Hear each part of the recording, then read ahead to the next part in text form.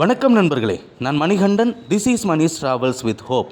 இது மாதிரி தொடர்ந்து பல வீடியோக்கள் வரப்போது. அதுக்கு நீங்கள் செய்ய வேண்டியது எல்லாம் நம்ம சேனலை சப்ஸ்கிரைப் பண்ணி ஆதரவு கொடுக்க வேண்டியது மட்டும்தான். இன்றைக்கி இந்த வீடியோவில் நம்ம பார்க்கக்கூடிய விஷயம் ஒரு முக்கியமான கோரிக்கையை பற்றி தாங்க.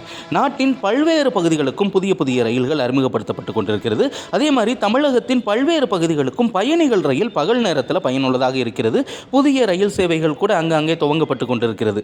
ஆனால் நீண்ட நாளைய கோரிக்கை என்ன அப்படின்னா, பொள்ளாச்சியில் இருந்து பாலக்காடு வரைக்கும் பயணிகள் ரயில் இயக்கப்பட வேண்டும் அப்படின்னா.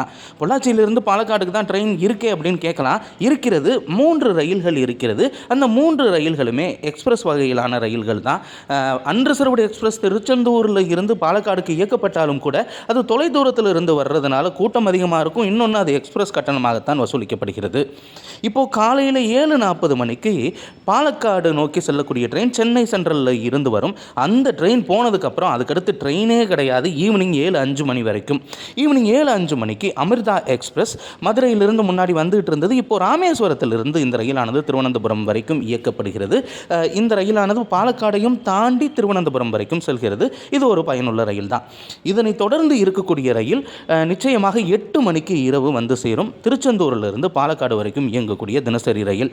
ஒரு ரயில் அறிவிக்கப்பட்டிருக்கிறது. அது என்ன அப்படின்னா, மங்களூரில் இருந்து இந்த பாலக்காடு பொள்ளாச்சி வழியாக செல்லக்கூடிய ரயிலாக அந்த ரயில் தூத்துக்குடி வரைக்கும் ப்ரொபோசல் அப்படிங்கிறது இருக்கிறது. இன்னும் முறையான அனுமதி அப்படிங்கிறது இல்லை. ஆக இந்த 3 ரயில்கள் மட்டும்தான் இப்போதைக்கு பயன்பாட்டில் இருக்கக்கூடிய ரயில். ஆனால் பெரும்பாலும் வேலைக்கு போகிறவங்க என்ன பண்ணுவாங்க அப்படின்னா, காலையில் அந்த 7:40 வண்டி அது ஓகே, அதை பிடிச்சாங்கன்னா போயிடுவாங்க. ஆனால் அதையும் தாண்டி நிறைய பேர் 9 மணி 10 மணிக்கு மேலெல்லாம் இங்கேருந்து கேரளாவுக்கு செல்லக்கூடிய நிலை அப்படிங்கிறது இருக்கிறது. நீங்கள் பார்த்தீங்க அப்படின்னா, பகல் நேரத்தில் பொள்ளாச்சியில் இருந்து பாலக்காடு செல்லக்கூடிய எல்லா பேருந்துகளுமே கூட்டமாகத்தான் சென்று கொண்டிருக்கிறது. பேருந்துகள் இயக்கம் அப்படிங்கிறது சரிதான். ஆனால் பயணிகள் ரயில் இல்லாததுனால தான் இந்த நிலைமை. பயணிகள் ரயில் ஒரு 2 ரயிலாவது பொள்ளாச்சியில் இருந்து காலையில் கிளம்பி பாலக்காடு போயிட்டு பாலக்காட்டிலிருந்து திரும்ப வந்து அதே மாதிரி ஈவினிங் நேரத்துலையும் ஒரு ரயில் இயக்குனாங்க அப்படின்னா, கேரளாவிற்கு தமிழகத்திலிருந்து வேலைக்கு சென்று வருவோர், அதே மாதிரி கேரளாவில் மற்றும் அது எல்லையோர பகுதிகளில் இருக்கக்கூடிய நம்முடைய தமிழ் மக்கள் பல்வேறு இடங்களுக்கு வேலைக்கு பக்கத்தில் போயிட்டு வந்துக்கிட்டு இருக்கக்கூடிய ஒரு நிலையை நம்ம பார்க்குறோம். அவங்களுக்கு அது ஒரு பயனுள்ள ரயிலாக நிச்சயமாக இருக்கும்.